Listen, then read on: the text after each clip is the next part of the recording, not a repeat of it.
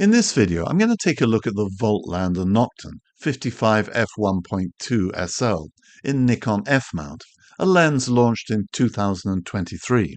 I was kindly lent the lens by Thomas, who contacted me because he thought I'd enjoy this ultra-fast lens's wide-open rendering, which he found has a distinct old-fashioned quality. By the way, neither Thomas or myself have any links to Voigtländer or their agents. Thomas was right. I have enjoyed trying this lens, and it does produce a vintage style of rendering wider open, as this portrait, I think, demonstrates very nicely, especially with all that bubble bokeh. I'll return to discussing how the lens performs after quickly covering the lens's specs. I'll also be showing you a head-to-head comparison of photos from one of my favorite old ultra-fast lenses, the Tomioka-made 55 f1.2. A quick word about Voigtländer, originally founded in Vienna, Austria in, would you believe, 1756, with camera production dating back to the 1840s. The company's owners relocated to Germany in 1848, and to cut a long story of success and failures short, since 1999, Voigtländer branded products have been manufactured and marketed by the Japanese company Cosina under license. This particular lens is the first Voigtländer SLR lens I've tried, although I do own a few German-made Voigtländer film cameras with fixed lenses, and beautifully designed and engineered they are too, including this stunning Vitesse. I also own a Voigtländer projector lens, a $15 car boot find. It's one of the best-made projector lenses I've tried, and not only does it have a great name, the Talon, it's capable of excellent photos. I have a lot of admiration for Voigtländer gear. It seems rather like the Cartier of jewellery, and the modern lenses I've seen featured online look very good, so I've been particularly keen to find out how this ultra-fast lens performs. The Voigtländer 55 f1.2 is a manual focus full-frame lens, and serves as a sort of tribute to the famous Nikon Nikkor 55 f1.2, but with modern lens coatings and electronic contacts that transmit EXIF data to the camera. It's a very handsome all-metal lens, with knurled focus ring and a very Nikkor-looking aperture ring. It feels very solid indeed, but it isn't massively large or heavy. It would, I think, look particularly good on the Nikon Z-F-C with a strong vintage vibe. However, I've been using the lens on my Sony a7 IV with an adapter. The lens doesn't come with a hood. If you want a Voigtländer hood, you need to buy this separately, which is a bit mean. It's not cheap. Thomas lent me the hood he'd bought too, and it does have a rather cute cover. The optical design of the lens comprises of 7 elements in 6 groups, compared to the original Nikkor 55 that has 7 elements in 5 groups. The Voigtländer has 9 rounded aperture blades, while the Nikon has 7. The new lens has a closer minimum focusing distance, which is to be commended. I don't have a Nikkor version to compare how this impacts the rendering of images, but I'll show you some examples from the internet later. I guess most people buy ultra-fast lenses to use wider open closer up, but I'm going to start my review of the lens's performance stopped down to around f5.6 and f8.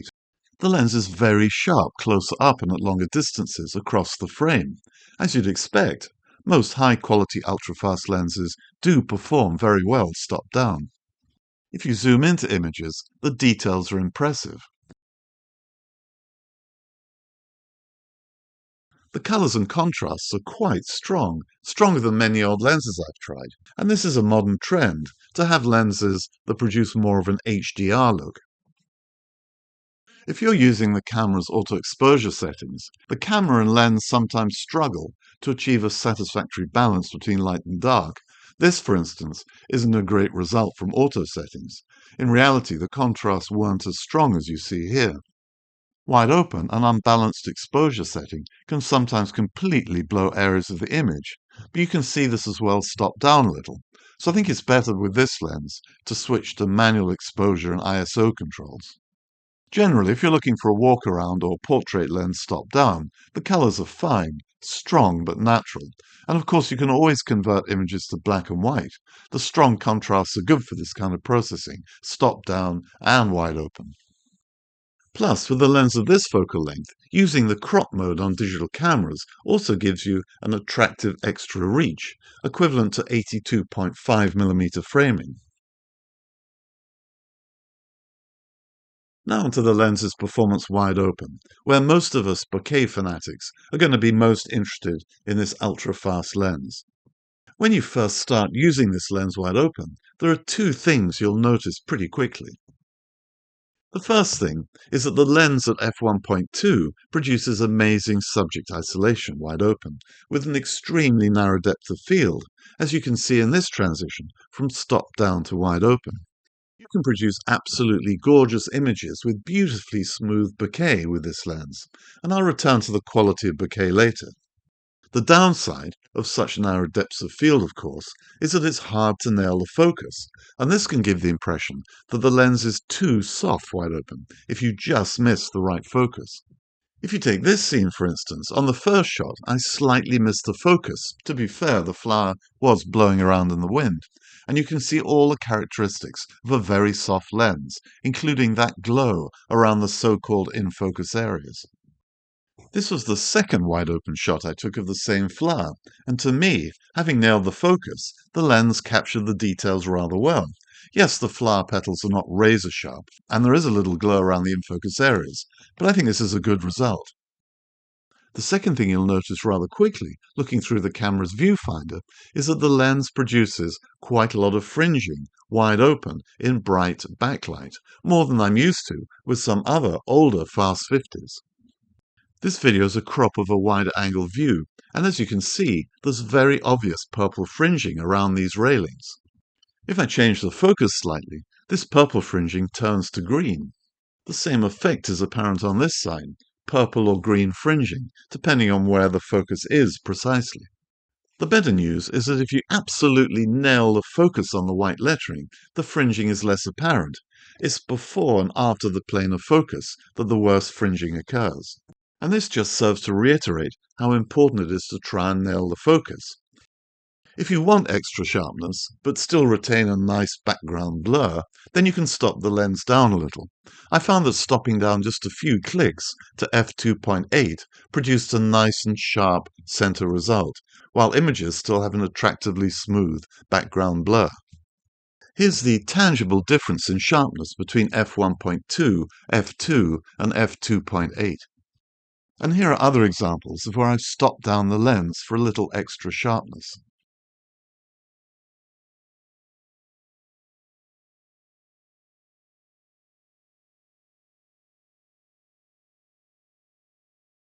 As is always the case when stopping down in close-up shots with bright highlights, the question is, what kind of impact do the lens's blades have if there are bokeh bubbles in the image? And to assess that, I took photos of the same batteries at night. This is my setup photographed at f16, with a transition from f16 straight to f1.2. And here are the results stopping the lens down. The impact of the blades becomes apparent very quickly. This may or may not be a big deal for you, but the lens's blades are not helping to smooth out the bubbles, stopping down to f2.8 or f4. This is more old-fashioned style rendering. Back to wide-open images, if you enjoyed taking portraits and other compositions that have a lot of bokeh bubbles in the right light, then this is an excellent lens.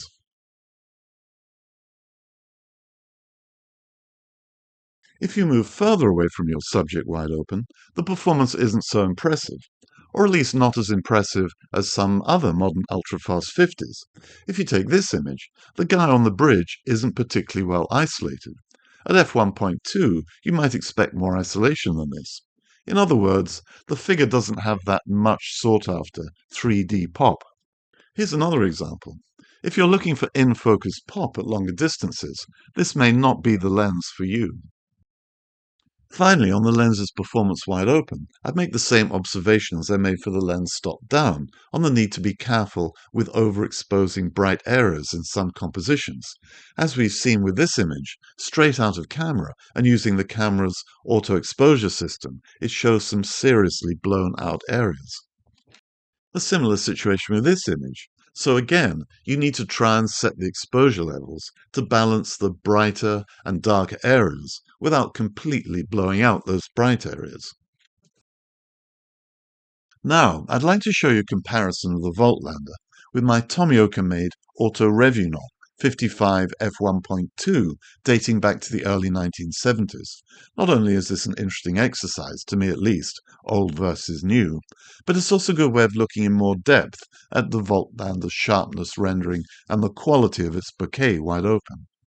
The Tomioka, and I'll call it simply the Tomioka from now on, has, like the Voigtländer, 7 elements in 6 groups, but a slightly longer MFD. This can't be a direct like-for-like comparison because my copy of the Tomioka has radioactive glass, and that glass has yellowed over time. And the Voigtländer has more modern coatings. You'll quickly see the impact this all has on colours and contrasts produced by the two lenses. Take this pair of shots, for example, straight out of camera, wide open, and the Voigtländer has delivered a much more colour contrasty result. Not a big surprise, really, as many of the Tomioka images wide open in bright light lack contrast and need a strong colour contrast boost. Cropping into these bright pink flowers in full sunlight, both lenses have produced quite a lot of glow around the in-focus areas, and this definitely distracts from sharpness. Looking at this sharpness test, again wide open and straight out of camera, the Voigtländer clearly produces a stronger contrast to the lettering, and more fringing to the slightly out of focus parts. Indoors, I enjoyed taking photos of this Nikon F camera with the two lenses. This kind of kitchen countertop scene really suits an ultra-fast shot, in my opinion. The Voigtländer has clearly produced stronger contrast than the Tomioka, and the Voigtländer is sharper if you zoom in on the lettering around the front of the lens. Having said that, you can see all sorts of effects going on in this crop that some people might describe as the nasties: ghosting, glow, coma, and fringing. I repeated the battery shots we saw earlier, and the Voigtländer is the sharper lens wide open, if that is critical to you.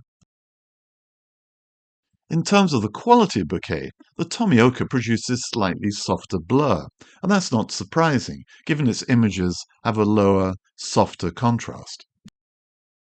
And here are some other examples. As usual with these kinds of comparisons, it depends on what kind of blur you prefer. Personally, I enjoy playing around with the Tomioka images more. It's easier to strengthen colors and contrasts with the Tomioka versus trying to reduce the stronger contrast from the Voigtländer. On the other hand, the Voigtlander's stronger contrast can be a big advantage when you're isolating small, detailed objects, as we've already seen with this photo of a daisy. Now onto an effect that I really enjoy creating with the Tomioka wide open, and that's a tunnel-like effect, where there are many different points of light. Here's an example taken a few years ago with my lens, and quite heavily processed. The shape of the bokeh bubbles help to draw the eye into the center of the image, and this does produce a tunnel-like look. It's not so much a Helios-style swirl, but it's caused by the bubbles being rounder on their inside edges and flatter on the outside, rather than being more symmetrical ovals. Here's a good example of how the Tomioka renders the shape of bubbles away from the center. The Voigtländer, on the other hand, has a more symmetrical oval shape. This difference can have quite a noticeable impact on the rendering of some wide-open images. This is the same hedge photographed by the two lenses recently. Personally, I prefer the effects produced by the Tomioka, but that's just my personal opinion. I'll end with a few more head-to-head wide-open comparisons, with the message that if you're choosing between these lenses, you have some real differences to choose from.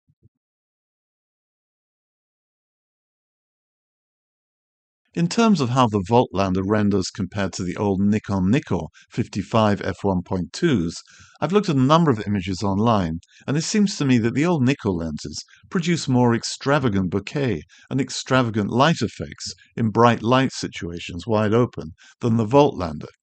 Like the Voigtländer, the Nikons sharpen up nicely, stop down a little, but still retain that old-fashioned style rendering.